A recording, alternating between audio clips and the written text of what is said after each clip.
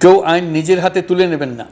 আইন নিজের হাতে তুলে নিয়ে কেউ সমাজে বিশৃঙ্খল পরিবেশ সৃষ্টি করলে আমরা তাকে অবশ্যই শাস্তির আওতায় নিয়ে আসব। জাতির উদ্দেশ্যে ভাষণে ডক্টর ইউনূস।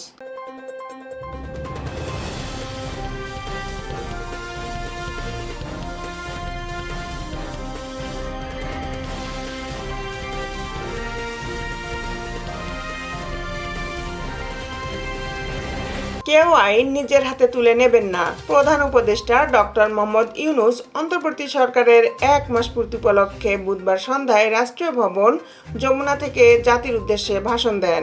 জাতির উদ্দেশ্যে ভাষণে অন্তর্বর্তী সরকারের প্রধান উপদেষ্টা ডক্টর মোহাম্মদ ইউনূস দেশবাসীর প্রতি আইন নিজের হাতে তুলে নেওয়ার আহ্বান জানিয়েছেন। কেউ আইন নিজের হাতে তুলে নিয়ে বিশৃঙ্খলা সৃষ্টি করলে তাকে আইনের আওতায় আনা হবে বলে হুঁশিয়ার করেছেন তিনি।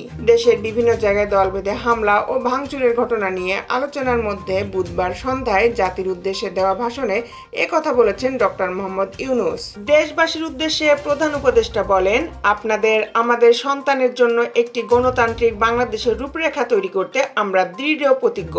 আর যেন আমাদের কোনো স্বৈরাচারের হাতে পড়তে না হয়, যাতে বলতে পারি আমরা একটি গণতান্ত্রিক দেশে বসবাস করি। আমরা যাতে সবাই দাবি করতে পারি যে এই দেশটি আমাদের। আমরা সেই লক্ষ্যেই কাজ করছি।